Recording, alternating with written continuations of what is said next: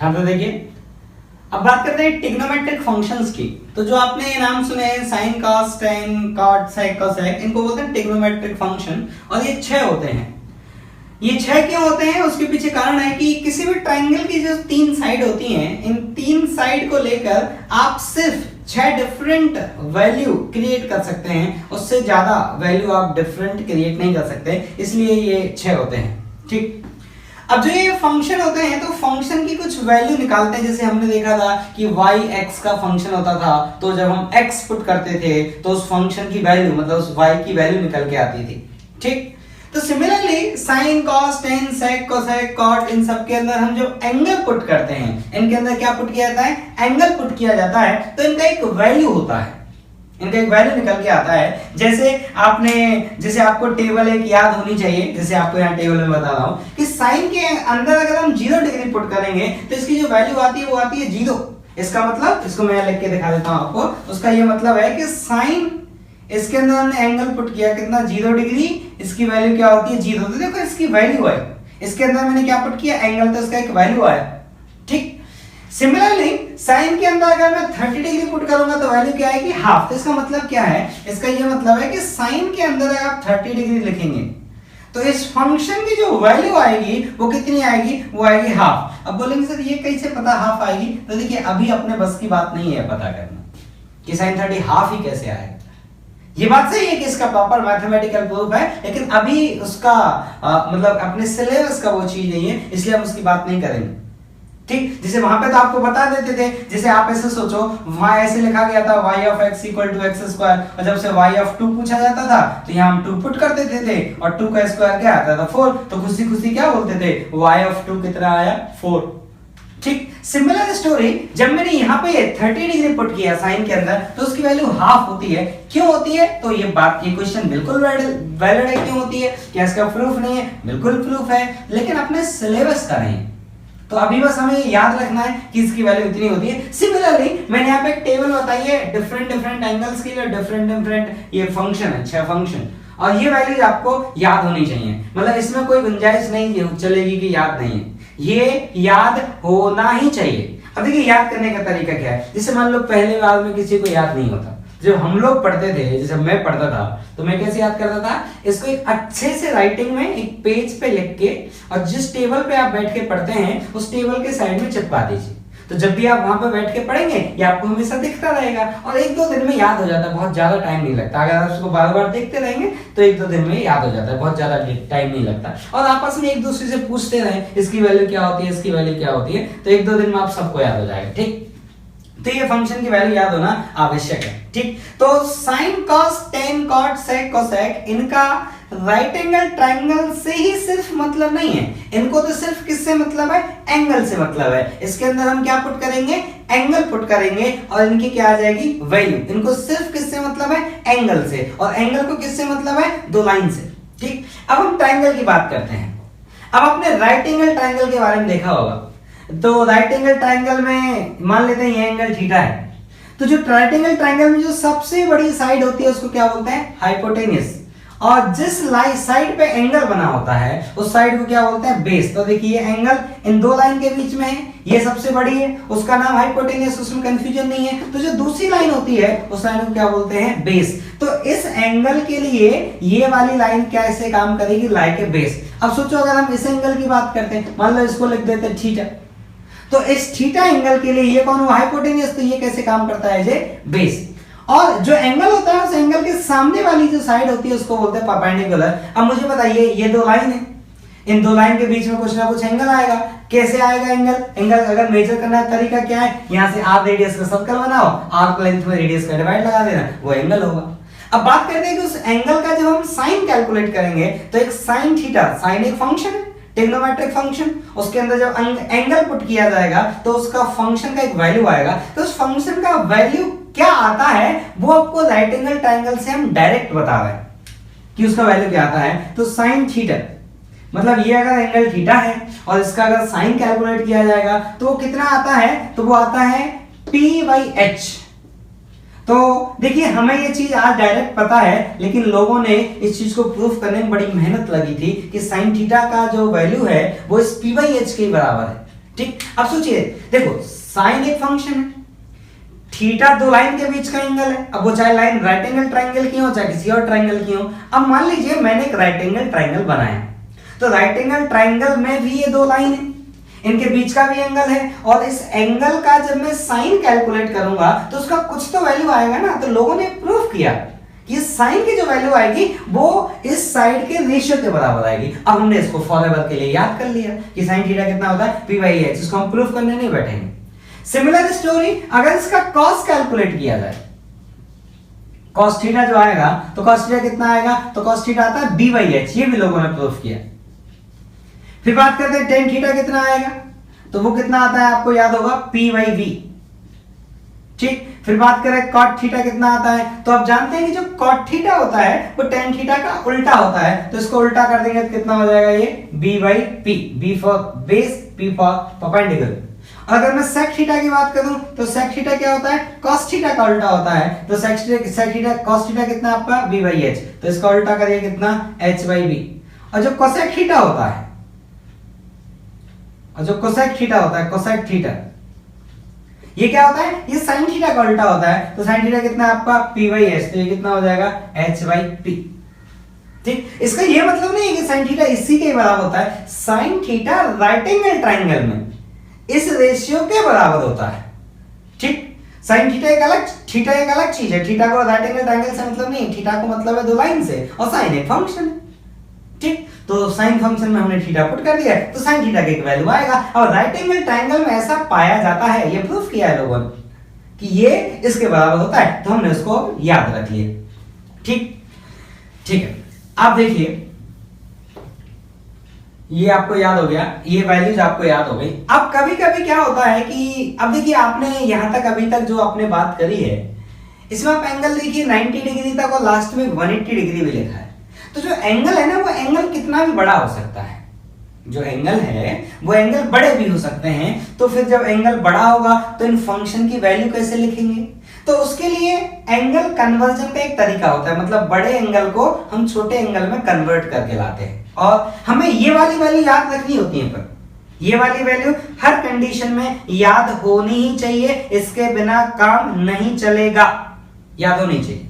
ठीक, अब जैसे मान लीजिए आपसे मैं ऐसे पूछ लूं कि साइन 120 डिग्री क्या आएगा, तो आप फंस गए। कैसे, आपको याद तो है नहीं, याद तो वो कुछ वैल्यू है जो याद है। मैं आपसे बोलूं साइन 150 डिग्री क्या होगा, मैं आपसे पूछ लूं tan 150 डिग्री क्या होगा, मैं आपसे पूछ लूं cot 210 डिग्री क्या होगा, मैं आपसे पूछ लूं cosec 330 डिग्री क्या होगा, तो आप तो फंस गए। क्यों, क्योंकि आपको तो वो छोटे छोटे एंगल याद है, ये बड़े एंगल याद ही नहीं है। तो फिर इनका कैलकुलेशन कैसे करें, तो इन बड़े एंगल को छोटे एंगल में कन्वर्ट करने का एक तरीका होता है। ठीक, तो कैसे ये बड़े एंगल की वैल्यू कैलकुलेट की जाती है, मैं आपको वैल्यू कैलकुलेट करने का तरीका बताता हूं। तो सुनिए कैसे हम वैल्यू कैलकुलेट करते हैं। ठीक, तो देखिए, तो ऐसे एक रूल होता है।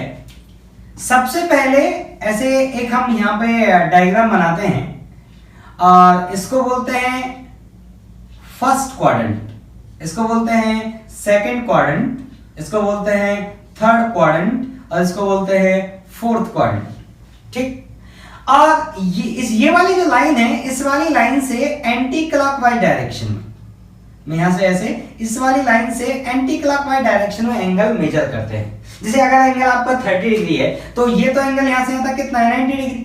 तो अगर आपका एंगल 30 डिग्री है तो आप यहां से घूमेंगे घूमेंगे घूमेंगे कहीं यहीं तक पहुंच पाएंगे, क्योंकि यहां तक कब पहुंचेंगे जब एंगल क्या होगा आपका 90 डिग्री। इसका मतलब हुआ कि जो एंगल 90 डिग्री से छोटे हैं वो एंगल कौन से क्वाड्रेंट में लाई करेंगे, फर्स्ट क्वाड्रेंट में। सेकंड क्वाड्रेंट में कौन कौन से एंगल लाई करेंगे, जो 90 से बड़े होंगे और 180 से छोटे। थर्ड क्वाड्रेंट में 180 से 270 वाले, और फोर्थ क्वाड्रेंट में 270 से 360 वाले, और ऐसे घूमते जाइए।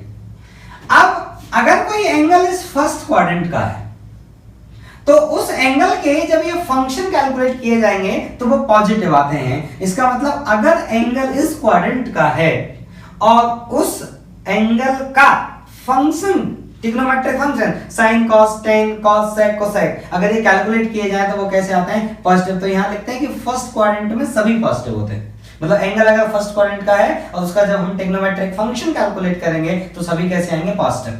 अब फिर बात करते हैं सेकंड क्वाड्रेंट की। तो अगर एंगल सेकंड क्वाड्रेंट का है और उस एंगल का अगर हम साइन कैलकुलेट करेंगे तो वो पॉजिटिव आएगा, और कोसेक कैलकुलेट करेंगे तो वो पॉजिटिव आएगा, बाकी सब नेगेटिव आएंगे। इसका मतलब सेकंड क्वाड्रेंट में कौन कौन पॉजिटिव होते हैं, साइन और cosec. Similar story third quadrant, मान लीजिए एंगल थर्ड क्वाड्रेंट से बिलोंग करता है और उस एंगल का आपने tan कैलकुलेट किया और उसका एंगल का आपने cot कैलकुलेट किया तो वो पॉजिटिव आते हैं। मतलब इसमें कौन कौन पॉजिटिव होते हैं, tan एंड cot पॉजिटिव।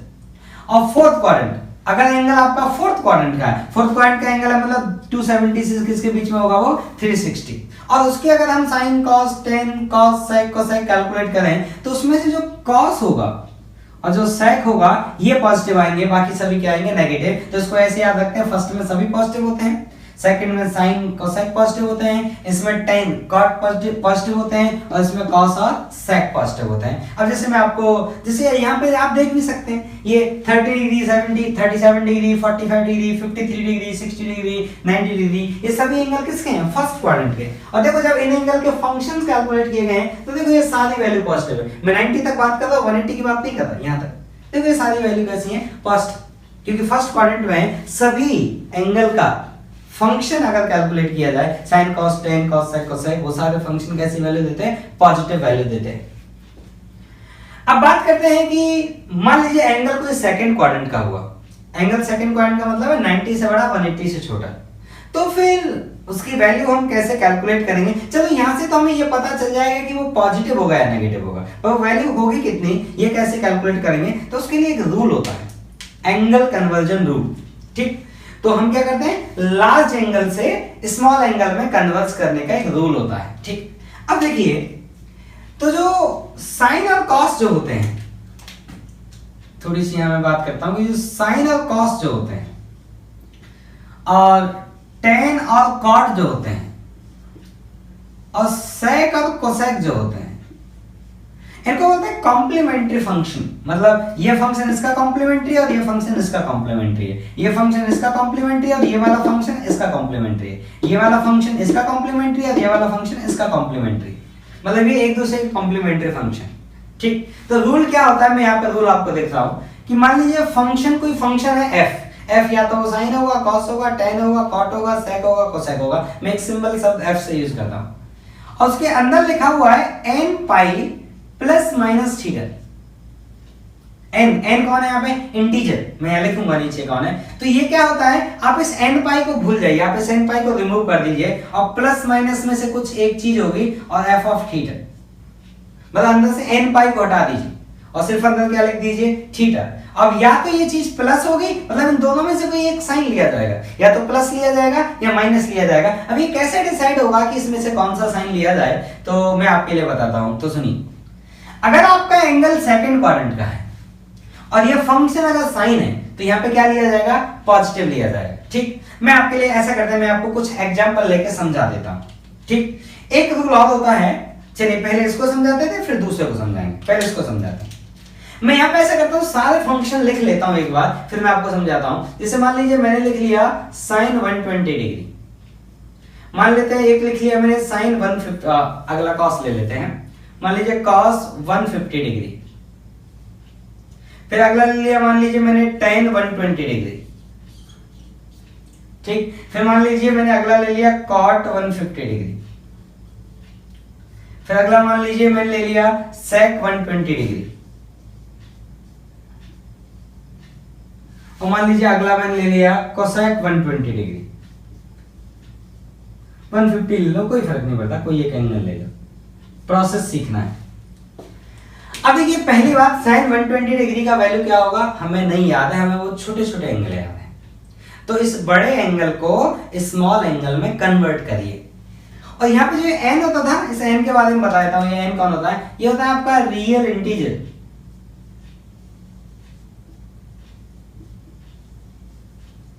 ये रियल नंबर है, इंटीजर नंबर है। ठीक, तो ये n कौन है, आप रियल इंटीजर, कोई बात नहीं, कुछ भी लिख लीजिए। अब हमें कैलकुलेट करना है, अब इस n की वैल्यू 1 हो सकती है, 2 हो सकती है, 3 हो सकती है, 4 हो सकती है, 5 हो सकती है, कुछ भी हो सकती है। तो sin 120 डिग्री को मैं क्या लिख सकता हूँ, sin 120 डिग्री को मैं लिख सकता हूँ, अब देखो यहाँ पे ये पाई है मैंने रेडियन में लिखा हुआ है, आप चाहे तो उसकी जगह डिग्री इस्तेमाल कर सकते हैं, मतलब अंदर वाले एंगल को या तो आप रेडियन में लिखें और या फिर आप किस में लिखें, इसको डिग्री में लिखें, जो आपकी चॉइस है। अगर किसी को कंफ्यूजन हो रहा हो तो मैं इसको एक बार और लिख के दिखा देता हूँ कि f of n into 180 degree plus that theta degree and that equal two plus minus of f of theta. Confusion नहीं करने का, ठीक। तो कुल मिला के मतलब एंगल को या तो आप रेडियन में लिख लें और या फिर एंगल को आप डिग्री में लिख लें, वो आपकी चॉइस है। तो हमारे यहाँ पे पास क्या लिखा हुआ था, sin 120 डिग्री।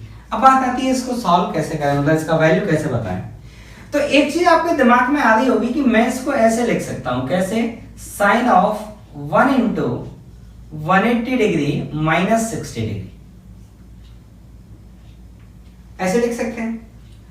अब आप ऐसे देखिए कि साइन 180 डिग्री माइनस 60 डिग्री, तो क्या इस तरह से लिखा हुआ है, क्या ये या प्लस माइनस दोनों चीज हो सकती है, क्या ये इस तरह से लिखा हुआ है, हाँ लिखा हुआ है इस तरह से, क्योंकि यहाँ पे प्लस माइनस कुछ भी हो सकता है और n एक रियल इंटीजर नंबर, तो n मेरे यहाँ पे कितना हो गया 1, यहाँ पे कौन लिखा है माइनस, तो इसके जैसे लिखा है क्या, हाँ लिखा है। तो ये इसमें क्या करना है, आपको 180 डिग्री को भगा देना है, उस माइनस को भी भूल जाना है और साइन को साइन ही रखना है, फंक्शन का फंक्शन ही रखा हमने और अंदर एंगल रख देना है। अब आगे या तो प्लस आएगा या माइनस आएगा, ये प्लस माइनस किस बात पे निर्भर करता है, ये प्लस माइनस इस बात पे निर्भर करता है कि जो ये एंगल है, ये एंगल कौन से क्वाड्रेंट का था और ये फंक्शन उस क्वाड्रेंट में कैसा था। तो ये एंगल कौन से क्वाड्रेंट का है, सेकंड क्वाड्रेंट का, और इस सेकंड क्वाड्रेंट में ये वाला फंक्शन कैसा है, पॉजिटिव, तो यहाँ क्या आएगा पॉजिटिव।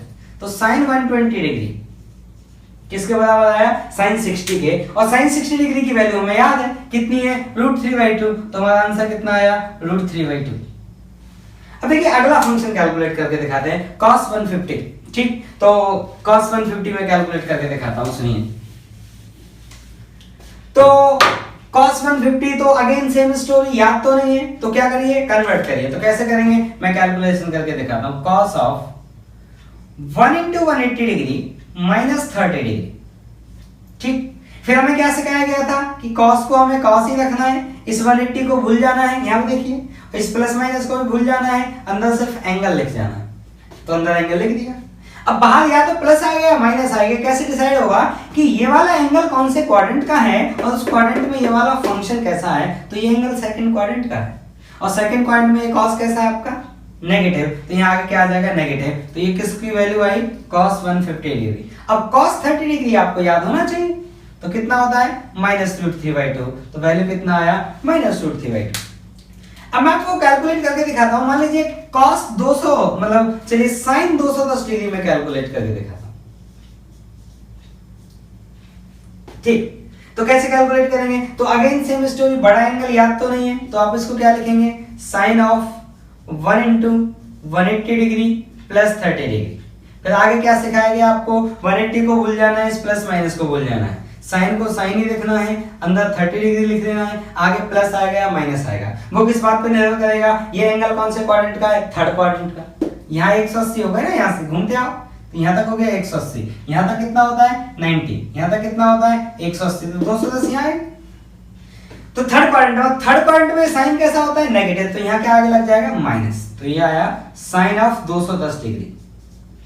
तो sin 30 आपको याद होना चाहिए 1/2, तो आपका आंसर कितना आ गया, -1/2, ठीक।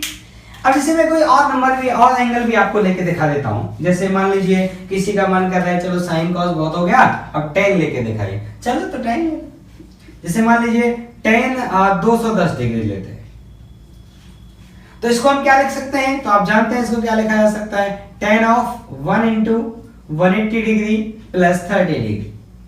फिर आप जानते हैं अंदर 180 प्लस माइनस को भूल के हम इसको सीधा क्या लिखेंगे, tan ऑफ 30। अब आगे प्लस आएगा या माइनस, कैसे डिसाइड होगा, ये एंगल कौन से क्वाड्रेंट का है, ये एंगल थर्ड क्वाड्रेंट का है, थर्ड क्वाड्रेंट में tan कैसा होता है, पॉजिटिव, तो यहाँ क्या लिखा जाएगा प्लस, तो ये कौन है आपका tan 210 डिग्री, और ये सॉल्व करने पे कितना आएगा, +1/√3, ठीक। अब एक दूसरा एंगल लेते हैं, मान लीजिए tan 300 नहीं लेते हैं, चले tan 300 ले लेते हैं, 300 डिग्री, इसका वैल्यू कैलकुलेट करके बता, तो कोई दिक्कत नहीं, आसान है बेटा। देखो tan ऑफ, इसको क्या लिखा जा सकता है, 2 इंटू 180 डिग्री माइनस 60 डिग्री, फिर आपको क्या सिखाया गया कि आपको ये चीज भूल जानी है, प्लस माइनस भूल जाना है और सीधा tan का एंगल लिख देना है। अब आगे या तो प्लस आएगा या माइनस आएगा, ये किस बात पे निर्भर करेगा कि ये एंगल कौन से क्वाड्रेंट का है और उस क्वाड्रेंट में tan कैसा होता है। तो ये एंगल कौन से क्वाड्रेंट का है आपका, ये एंगल है आपका कौन से क्वाड्रेंट का, थर्ड क्वाड्रेंट का। थर्ड क्वाड्रेंट का नहीं, ये 300, ये फोर्थ का है और फोर्थ में tan कैसा होता है, फर्स्ट। तो यहाँ क्या लिख दिया जाएगा, माइनस। तो ये कितना आया आपका, या tan of 300 degree equal to minus of tan 60, और tan 60 का वैल्यू आपको याद होना चाहिए। तो ये कितना आया, माइनस ऑफ √3। तो इस तरह से देखिए एंगल कन्वर्जन आप सीख गए होंगे। आप चाहें तो एक मैं आपके लिए सेक का भी करके दिखा देता हूं। मान लीजिए सेक 210 डिग्री ले लेते हैं, चलिए 150 डिग्री लेते हैं। सेक 150 डिग्री कैलकुलेट करिए, तो करते हैं। तो इसको क्या करना है, बड़ा एंगल है, याद तो है नहीं, कन्वर्ट करना पड़ेगा। तो क्या लिखा जाएगा, sake of 1 into 180 degree minus 30 degree. अब 1 इंटू 180 को माइनस को भूल जाएंगे, सीधा क्या लिख दिया जाएगा इसको, सेक 30। अब बात करनी है कि ये जो एंगल है 150 है कौन से क्वाड्रेंट का है, सेकंड क्वाड्रेंट का। सेकंड क्वाड्रेंट में सेक कैसा होता है, नेगेटिव, तो आगे क्या साइन आएगा, माइनस। तो ये आया कौन आपका, सेक 150 डिग्री। ठीक, और सेक 30 का वैल्यू कितना होता है, तो देखिए सेक 30 कॉस का उल्टा होगा, तो सेक 30 का वैल्यू आपको याद होना चाहिए, कितना होता है, 2/√3। तो ये कितना आंसर आया, -2/√3। ये किसका वैल्यू आया, सेक 150 डिग्री। तो इस तरह से देखिए इस बड़े एंगल को छोटे एंगल में कन्वर्ट करके लाते हैं और फिर उसकी वैल्यू निकाली जाती है। अब देखिए कन्वर्जन का एक तरीका और होता है, वो तरीका भी आपको सिखाता हूं। ठीक, तो ये तो कौन सा तरीका था, जब f of n pi plus minus theta, या फिर f of n into 180 degree plus minus theta. दूसरा तरीका क्या होता है वो आपको सिखाते हैं। तो देखिए दूसरा तरीका, चलिए यहां पे आपको सिखाते हैं।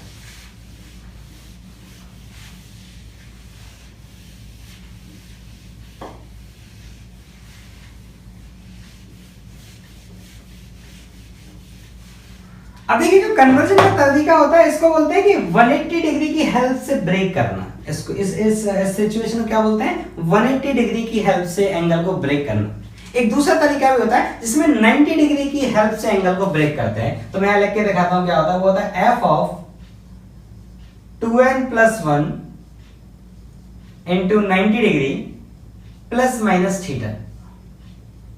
इस वाले केस में क्या होता है कि जो कोई भी ट्रिग्नोमेट्रिक फंक्शन है, मान लीजिए अंदर के एंगल को आप ऐसे लिख लीजिए, तो यहां पे क्या लिखते हैं, यहां पे लिखते हैं कॉम्प्लीमेंट्री फंक्शन। मतलब ये f चेंज हो जाता है, किसमें, कॉम्प्लीमेंट्री फंक्शन में।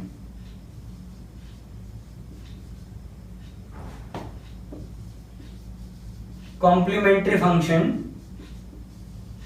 और यहां लिखते हैं थीटा, और आगे आता है प्लस या माइनस। ठीक, अब आगे प्लस माइनस कैसे डिसाइड होगा, तो वही कहानी कि ये वाला एंगल कौन से क्वाड्रेंट का है और उस क्वाड्रेंट में ये फंक्शन कैसा है उसी से डिसाइड होगा। अब मैं इसको देखिए एग्जांपल से आपको समझाता हूं। कॉम्प्लीमेंट्री फंक्शन आपको मैंने समझाया था, साइन का होता है कॉस, कॉस का साइन, tan का कॉट, कॉट का tan, सेक का कोसेक, कोसेक का सेक। अब जैसे मैं आपको वही वाले एंगल समझाता हूं फिर से। मान लीजिए साइन 120 डिग्री, इसको वैल्यू कैलकुलेट करनी है। अब याद तो है नहीं, तो तरीका देखिए कैसे कैलकुलेट करेंगे। आप इसको ऐसे लिख लीजिए, sine of 1 into 90 degree plus 30 degree.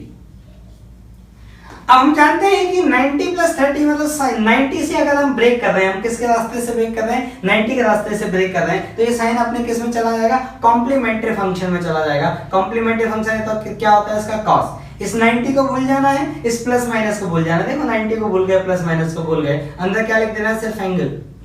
अब आगे प्लस आएगा, माइनस को किस पे डिसाइड करेगा कि ये जो एंगल है ये कौन से क्वाड्रेंट का है और उस क्वाड्रेंट में ये फंक्शन कैसा है। तो ये एंगल कौन से क्वाड्रेंट का है, सेकंड, और सेकंड क्वाड्रेंट में साइन कैसा होता है, पॉजिटिव। तो यहाँ क्या आ जाएगा, पॉजिटिव। और cos 30 की वैल्यू आपको याद होनी चाहिए, √3/2। तो देखो वहां भी वैल्यू √3/2 आई थी और यहाँ भी वैल्यू √3/2 आई है। मतलब आप किसी भी रास्ते से सॉल्व कर लें, आंसर एक ही आएगा। दूसरा अगर हम चलें कि मान लो लेट्स से साइन ऑफ वहां पे कौन सा, चलिए 210 डिग्री लेते हैं। तो देखिए इसको कैसे किया जाएगा, इसको कैसे किया जाएगा, इसको लिखा जाएगा कि sine of 3 into 90 degree minus 60 degree. देखिए 270 माइनस 60 कितना है 210। तो अब 90 से ब्रेक हो रहा है और देखिए ये 90 का, देखिए यहाँ पे मल्टीपल नोटिस करिए, 90 का मल्टीपल आपको क्या लेना है हमेशा ऑड, ये ऑड नंबर है, ये कौन है, ये है ऑड नंबर। तो हमेशा याद रखिए कि 90 का मल्टीपल आपको क्या लेना है, ऑलवेज ऑड नंबर लेना है, इवन नंबर नहीं लेना है। तो अब इस वाले केस में हम क्या करेंगे, तो आप देखिए कॉम्प्लीमेंट्री फंक्शन में चला जाएगा, 90 को भूल जाएंगे, इस नंबर को भूल जाएंगे, प्लस माइनस को भूल जाएंगे, सिर्फ अंदर क्या लिखा जाएगा थीटा। तो मैं लिख देता हूं cos में चला गया और 60। अब आगे प्लस आएगा माइनस, तो ये इस बात पे निर्भर करेगा कि एंगल कौन से क्वाड्रेंट का है। तो ये एंगल है आपका थर्ड क्वाड्रेंट, अरे 180 से ज्यादा है ना और 270 से कम, और उसमें साइन कैसा होता है नेगेटिव, तो यहाँ पे आगे क्या लगेगा माइनस। अब cos 60 की वैल्यू आपको याद होनी चाहिए, कितनी होती है 1/2, तो आंसर कितना आया -1/2। उदाहरण में कैलकुलेट किया क्या साइन 150, नहीं कैलकुलेट किया। चलिए अब आपको साइन 210 नहीं साइन 210 ना, तो कैलकुलेट किया ना साइन 210, देखिए कितना है -1/2, यहाँ पे भी कितना आया -1/2। अब कोई भी एंगल मुझे बोल दीजिए, जैसे आप बोलिए सर 300 को ब्रेक करिए, तो मैं tan 300 कैलकुलेट करके दिखा देता हूँ। 300 डिग्री, तो कैसे कैलकुलेट होगा ये, tan 3 into 90 degree plus 30 degree. देखिए अब आप जानते हैं कि 3 tan अपने कॉम्प्लीमेंट्री एंगल में जाएगा cot, अंदर क्या लिखेंगे 30, बाद प्लस माइनस किस पे डिपेंड करेगा, ये एंगल कौन से क्वाड्रेंट का है, ये एंगल फोर्थ क्वाड्रेंट का है, 270 और 360 के बीच, 270 270 से 360, कौन सा क्वाड्रेंट फोर्थ। तो फोर्थ क्वाड्रेंट में tan कैसा होता है नेगेटिव, तो आगे क्या आ जाएगा नेगेटिव। अब देखिए cot 30 का जो वैल्यू है वो आपको टेबल से याद होना चाहिए, cot 30 का जो वैल्यू होता है वो होता है √3, तो आंसर कितना आया -√3। अब आप यहाँ पे चेक करिए, tan 300 हमने कैलकुलेट किया था, ये कितना आया था -√3। तो इस तरह से आप किसी बड़े एंगल को स्मॉल एंगल में कन्वर्ट करके उसकी वैल्यू बता सकते हैं कि वैल्यू क्या आएगी। ठीक है, चलिए।